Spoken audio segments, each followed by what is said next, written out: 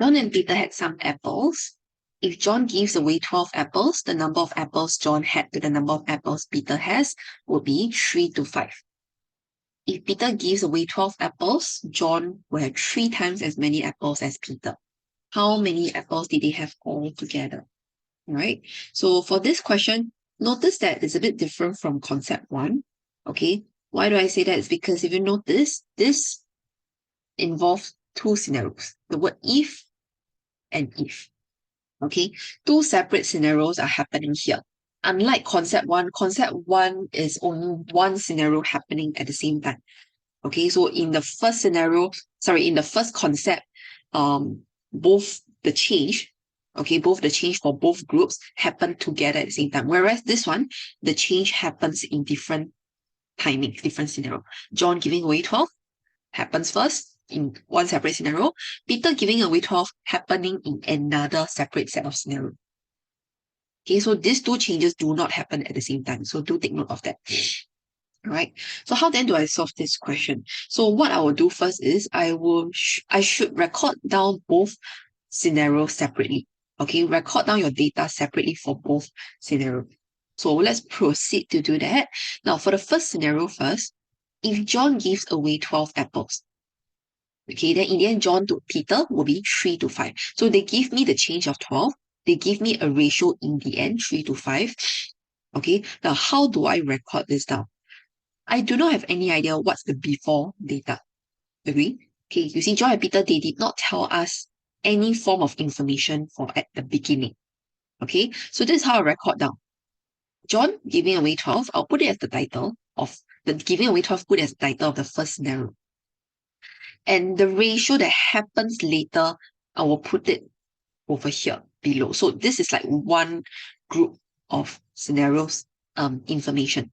Okay, so John to Peter, 3 to 5. Okay, you can do the same for the other one. The other scenario will be Peter giving away 12. So Peter minus 12. And what happened in the end will be John would have 3 times as much as Peter. So John to P, 3 to 1. You see, the 2 scenarios are recorded separately now. Okay, so you have recorded down both ratio. Next thing to do is to identify your common base. Okay, so let's understand what our common base here would be.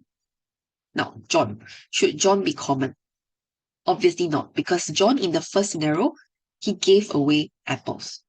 Whereas here, John didn't give away. John here is like, he's quiet here, a normal condition here.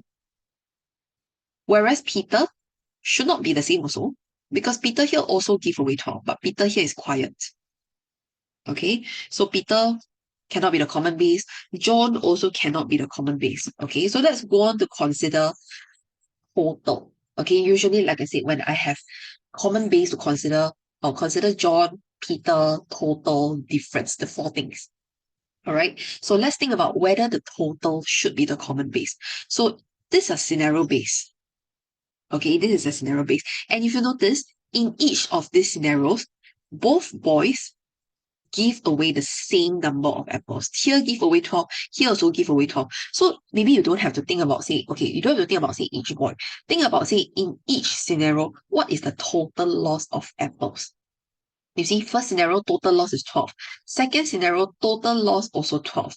And you don't forget both boys, total at first in both scenarios. Before the scenarios happened, both boys would have the same total apples. Both scenarios will have the same total apples. So what does that tell you about the ratio in the later part, the ratio in the end?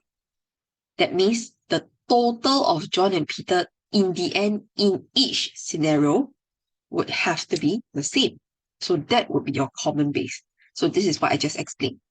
In both scenarios, your total apples should remain the same because you lost by the same 12 apples in each scenario.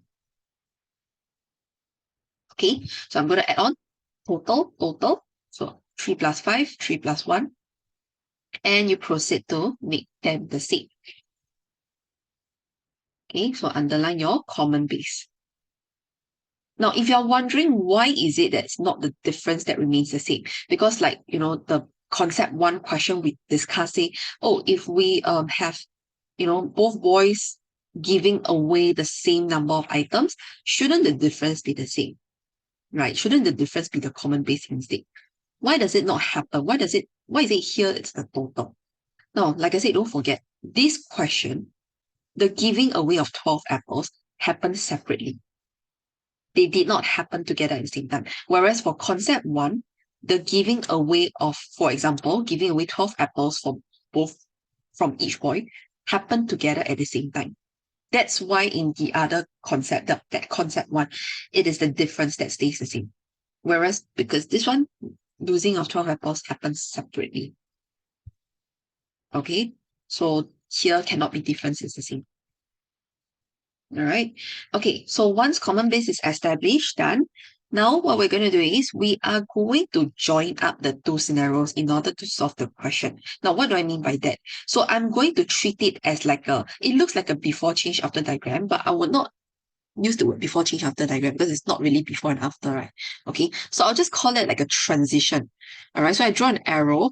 So what I'm trying to show you is the transition from the first scenario towards the second scenario. Okay, because I need to solve using the usable value of 12 apples. But at this point, there's nothing much we can do. Okay, so this, when I transit from this to this using this arrow to join them up, we can at least see better on what to do. So how do I understand what to write here? Now here, John has a loss of 12. Okay, just look at this. John has a loss of 12 in this scenario, whereas John over here, nothing. He didn't lose or he didn't gain. Okay, that means John here is like a normal condition. So for John, from a loss of 12 to get back to a normal condition for himself, okay, he must have a increase of 12 here. He must gain back 12. Okay, so you think of it as like a transition from like one scene to another scene. You lost 12 here, you need to gain back 12 to get back to your normal condition. Okay, so similarly for Peter here is quiet. Peter here is like normal, nothing, no change. Whereas Peter over here, he has a loss of 12 apples. Okay, so from a normal condition to get to a loss of 12 apples, that means Peter over here must essentially lose 12 apples. Correct? Because Peter here is quiet, he needs to lose 12 in order to get to this scene. Okay, so this is the idea of how you create the change, or rather I would say the transition here. Okay, so once this is done, you need to solve using the 12 apples. Either you use John or Peter to solve. Up to you which one you want to use. So let's say I use John. Okay, so let's say I use John. So if you use John, if you look at John here is 3 units. John here shows 6 units. So the change will be 6 minus 3. Right? Or let's say if you use Peter. Peter here is 5. Peter here shows 2. So 5 minus 2 to get a change of 3. You same also 3. So 5 minus 2. So that means the 3 units will be the 12 apples here. Okay, whatever change is represented here has to be here minus here or here minus here. So 1 unit will be 4 apples. Now the question asks how many apples did they have all together? Okay, so all together means total. Now, which scenario do I use? It doesn't matter. Okay, because both totals in both scenarios is the same in the end. 8 units, 8 units. All right, so let's say I pick this one. Okay, so 4U, sorry, not 4U, 4 times 8U. No, cannot just take 4 times 8 because I have to consider these 12 apples that were lost in this scenario. Okay, remember all these are if. They are ifs. So this scenario, this loss of 12 did not really happen. Okay, remember the 8 units only happened after losing 12. So 4 times 8 is not like the original apples yet. If you want to find the original apples, you need to add back the 12 apples that were lost. And hence that will be 44 apples. So this could be either scenario 1 or scenario 2. If you use here also same, times 8, then plus back the 12 here.